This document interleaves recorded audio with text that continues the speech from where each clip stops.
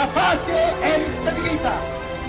E io aggiunga che si tratta della nostra pace, della pace romana, che si esprime in questa semplice, irrevocabile, definitiva proposizione: l'Etiopia è italiana. Mussolini peut bien clamer que l'Éthiopie est italienne, politiquement il n'en est rien. Le vrai pouvoir est ailleurs, incarné par la frêle silhouette du négus exilé. Le discours que vous allez entendre va être prononcé en langue amharique.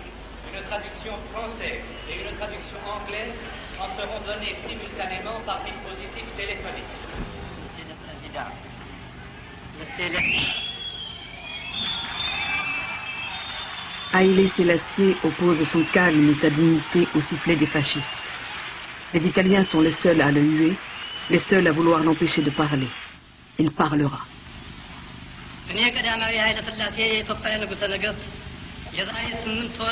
Il a dit, si vous ne donnez pas justice à l'Éthiopie, l'allumette qui vient d'être déclenchée sur l'Éthiopie après la bataille de Macho, mai 1936, ne va pas s'arrêter avant de brûler le monde entier. Que va représenter pour les Africains la nouvelle guerre mondiale qui se déclenche? Une guerre de blancs qui ne les regarde en rien mais va se dérouler en partie sur leur sol. Une guerre qui les verra participer à de nombreux combats et leur donnera le sentiment justifié d'avoir joué un rôle important dans son dénouement. Une guerre enfin et surtout qui les mettra face à face, camp contre camp, dans un affrontement meurtrier. Mai 1940, les troupes d'Hitler envahissent la France qui capitule. Auch hier wieder die Kulturträger der Grande Nation. Diese fremdrassigen Hilfsvölker rief Frankreich zur Schande Europas ins Land und feierte sie als seine schwarzen Brüder.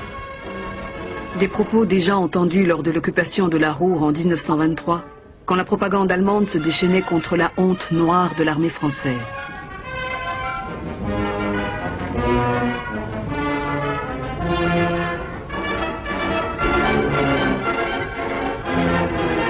La défaite de la France. Comment va-t-on réagir à ce séisme dans ces colonies d'Afrique? Comment va-t-on accueillir la politique de collaboration du maréchal Pétain?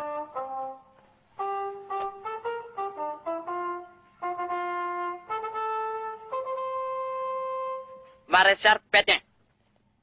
Maréchal Pétain. Connais pas Maréchal Pétain? Non, connais pas. Grand chef, commande Afrique tout. Commande tout. Maréchal Pétain. Commande papa, moi, maman. Oui, Maréchal Pétain. Commande lieutenant, adjudant, caporal, tout. Bon, commande papa, moi, maman, commande moi. Curriculum.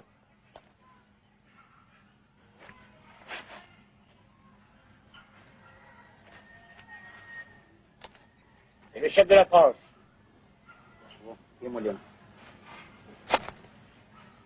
Compris maintenant?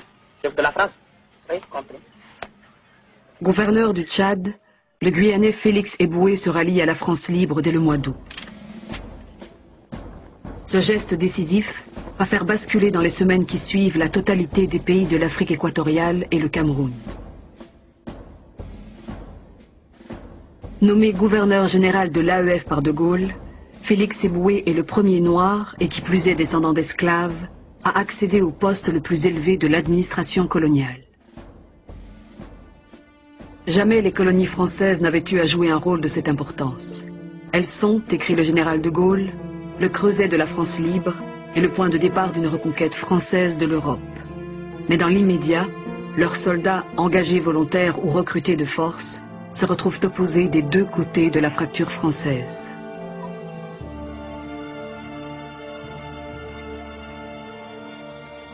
Ainsi, une partie de la force noire demeure sous la coupe de l'État français, c'est-à-dire du maréchal Pétain et des gouverneurs généraux qui lui sont restés fidèles.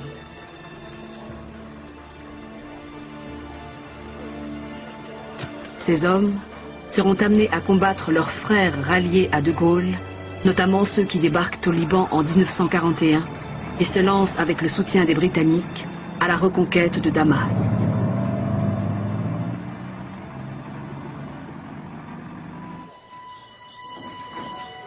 Si les Alliés peuvent avancer sur tous les fronts à la fois, en Europe, en Asie et en Afrique, c'est qu'ils ont accès en toute sécurité à des matières premières que la guerre a rendues inexploitables chez eux, mais qui abondent en Afrique, où ils développent les transports nécessaires pour les acheminer. Dans les colonies françaises, coupées en deux, la ponction économique est sans précédent, aussi bien en Afrique équatoriale qu'en Afrique occidentale, où les vichistes entreprennent la construction d'une ligne Méditerranée-Niger qui restera inachevée.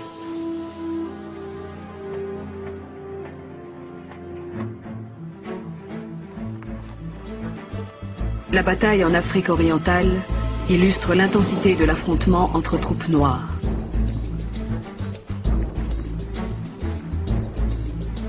Les Italiens ont recruté des Somaliens colonisés et des Éthiopiens hostiles au Négus.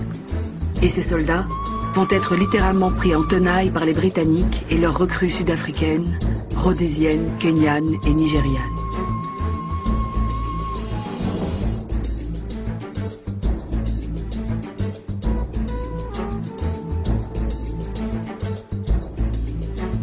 I remember in King's College, Lagos, there were activities there among the... Je me souviens qu'au King's College de Lagos, il y avait des étudiants engagés qui remettaient en question la domination coloniale en Afrique de l'Ouest.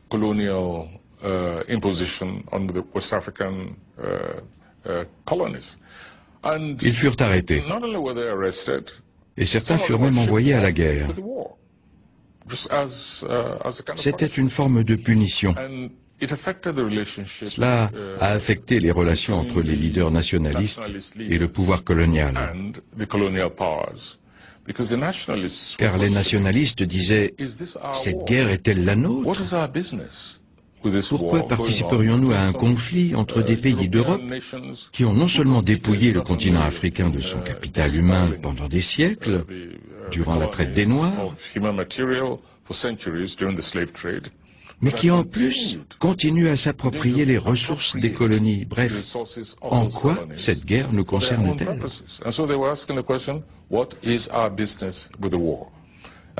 D'un autre côté, il y avait aussi les leaders qui voyaient ou qui croyaient voir un enjeu plus important, la nécessité de vaincre le nazisme.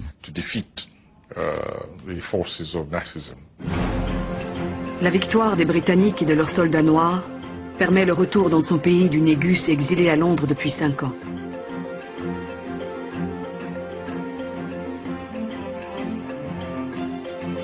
Le roi des rois reprend possession de sa capitale, Addis Abeba, et redonne confiance par son exemple à tout un peuple, et même au-delà. People who see this throughout the world will realize that even in the 20th century, with faith, courage, a just cause, David will still beat Goliath.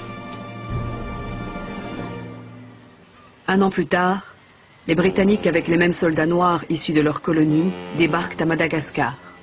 Pour y affronter et pour y vaincre, les forces françaises restaient fidèles à Vichy.